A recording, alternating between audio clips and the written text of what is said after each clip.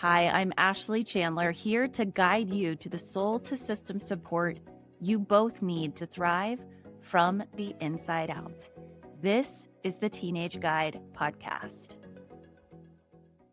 Hi there. Before we dive in, stick with me until the end because I have something really special to share with you. I ran the May Reset Workshop live on April 19th, and everything inside that workshop is now available to you inside a package and a bundle. I'll tell you all about it at the end of the episode. All right, let's get into it. Hey there. Welcome back to the Teenage Guide podcast. I'm so excited for today's episode because I have put together a series of episodes that I've been wanting to bring to you for a really long time. This is the Reset series, 3 episodes and the Three Selves. The Three Selves are the framework that I use with all my clients to get incredible results for parents and for teens. And honestly, it's the foundation of everything that I teach. So let's start with a question I hear all the time from parents and from teens. How do I get out of a thought loop? How do I get out of an anxious or stressed or fearful narrative? You know exactly what I'm talking about. The voice that just tells you, this is way too much. I can't do this. There's no other way. There's no other possibilities. I don't want to take a deep breath. It's the only thing that you can think about. It's all consuming. I'm failing at this. Whatever your thought loop is, it just feeds on itself. And the more you think about it, the louder it gets. Here's what most people do. They try to think their way out of it. They try to analyze it more. They try to dissect it themselves or figure out a solution in their brain, in their mind, in the midst of the thought loop. And what I want you to really get is that you can never think your way out of a thought loop. It's that classic quote, which is, you can't expect to solve the challenge with the same problem that got you into it in the first place, right? You can't think your way out of it. It is a somatic experience to get you out of the thought loop. To break up the energy, you have to use your body. You have to disrupt it. And the way that you do that, the way that you disrupt a thought loop and break it, it happens in your body. It happens somatically. That's exactly what I'm going to walk you through inside this 3-part series. Today is part 1. So I want to give you an overview of what's coming in these 3 parts, in these 3 episodes. When parents come to me, they're often looking for a quick fix or tell them the solution to one of the 3 challenges here. How do I get my teen to do what they need to do? How do I get them to listen to me without me feeling like a nag? And how do I build trust between us? They want to know the thing to buy, the script to say, the strategy to try. And I get it so much. I get it. When things are hard in the moment, you want to be able to know exactly what to do. And you don't want it in like a week when you can have a session. You want it right away. But here's what I found in all the families that I've worked with. There is a gap between information and action. And we do not live in information shortage. You can go out on the internet right now and find all the information that you want, but there's a gap between knowing and doing. You can listen to every podcast. You can read every book. You can listen to every hot tip from the latest expert, and you can still feel stuck. Not because the information isn't right, but it's the difference between knowing information, knowing something, and embodying it and living it. So what I'm sharing inside this Reset series is both. It's both education and information, and it's action. It's how to actually make it real in your life. Because action isn't always like, I'm running. It's a physical thing. Action is also what happens internally for you, what's happening in your mind, what's happening somatically for you in your nervous system, and the way that you're treating yourself in the process. I would argue the most important action happens right inside of you. Everything in your life is an extension of the relationship that you have with yourself right here, right now. So the framework I'm walking you through today is what I call the 3 selves. And when you internalize the 3 selves, when they become part of how you think, how you behave, and how you experience life, they don't just change things on a kind of surface level. it completely shifts your identity. It shifts how you see yourself. It shifts how you show up in the world. It shifts every relationship, especially the most important one, aside from the one you have with yourself, which is the one that you have with your children, with your teenager. Each self is a layer and they build on each other.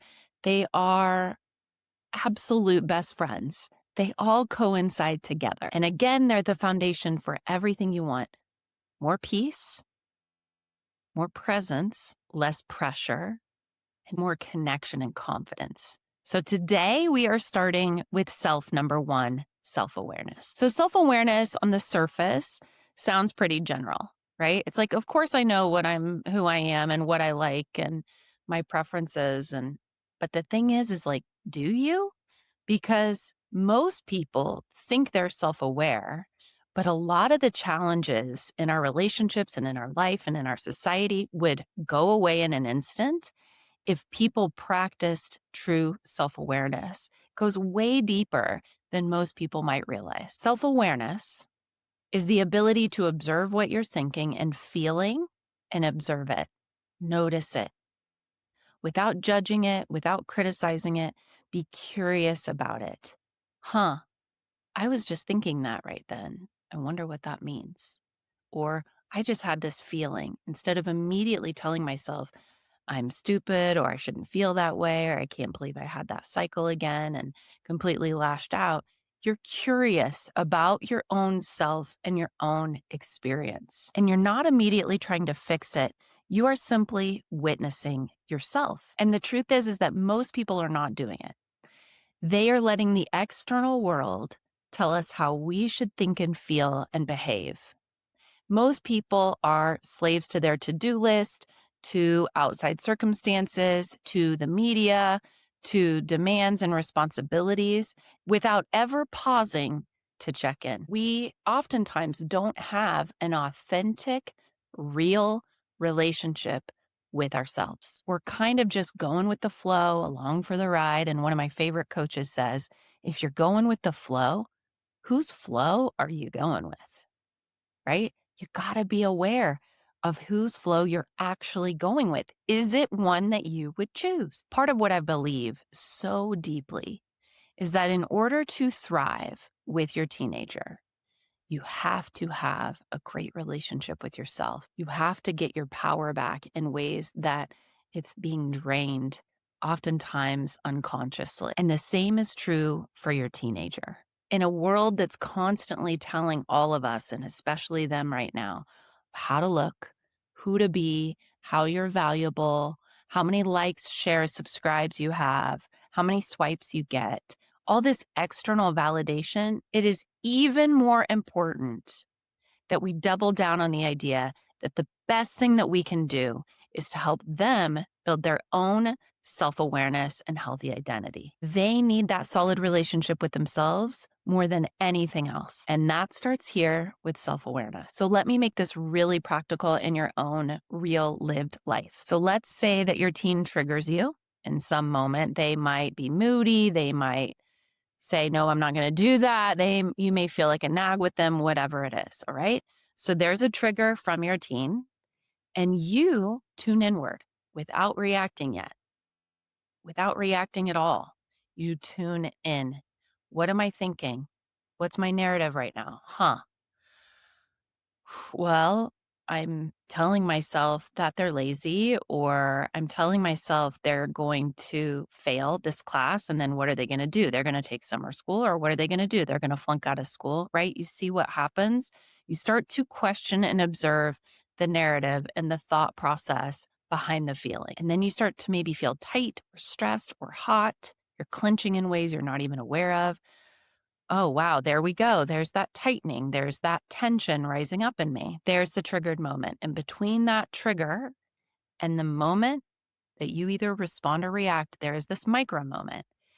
And it's small, it's tiny, it's fast, but it's there. What self-awareness asks you to do is to expand that micro moment, right? It goes from being this small moment that's very unconscious to a larger moment, where you are curious about your state, about your thinking, and about your feelings. You slow down your internal process just enough to notice, what's going on with me right now? That's it. That is the very first step. Not fixing it, not analyzing it, not immediately responding or reacting, just noticing. And what happens when we don't do this? Well, we know. We lash out, we yell, we become reactive, we personalize situations, we hold resentments, we become passive aggressive. You can see the negative dysfunctional relational loops that can start when we don't tune in to what's actually going on in that moment. And then what happens after that is we feel terrible about it, and then we enter into what I call the shame spiral. But when you start to become the teenage guide inside your own home, which is what I'm inviting you to do, you become someone who notices one trigger, tune in. Interesting. Interesting, I'm triggered right now. Interesting, I'm thinking that. And in that noticing, you get your power back. You create more choice and options in your life. You model how to build skills and awareness to the people that matter the most to you and to people that you may not even care about. And the world needs more of this, right? You create space and reduce stress in that moment. Self-awareness is not selfish. I want to be really clear about that. It's actually one of the greatest gifts that you can give yourself and everyone in your life. So that's number one, self-awareness, the ability to notice what is happening inside of you in your internal world, inside your thinking, inside your being, inside your body, your mind, and your spirit all the time. Not from a self-absorbed place, but from a place of curiosity and compassion, and to expand that micro moment between trigger and response. In episode 2, I'm walking you through the next self-regulation. And I'm going to walk you through an actual embodied somatic tool that you can practice to regulate your nervous system. Like in a moment. It's very simple. And a lot of people talk about the importance of regulating our nervous system. And then a lot of us have no clue what that means. I'm going to make it so simple for you to be able to start applying this to your life right now. And remember, I've also got my May Reset workshop where I actually walk you through this in depth and give you so much more. Plus, you get access and a sneak peek of 10 days inside my Thrive membership and community. And you have access to me on a deeper level. That is available to you right now. I went live with it on April 19th, so you can get your hands on it right away. The link is in the show notes. It is one of the most value-packed workshops I've ever offered, and it's specifically for parents during any busy season, but I particularly made it around May because May can be so intense for parents with graduations, with finals, with party planning, with all the things that we're managing to close up a school year and handling. And how do we do that with more joy, more ease, more celebration, which is what it's intended for, versus stress. That's what all of this is about, so that you can access what you really want to access, which is peace. So on that note, I'll see you in episode 2 for the next part in this 3-part reset series. And remember, never underestimate the power that you have as the parent. I know you have limited time and energy, so thank you for being here, and kudos to you for investing this time in yourself and your team. If you enjoyed this episode, please continue the ripple effect and like, subscribe, review, and/or share with a fellow parent who could benefit so more people can find my content.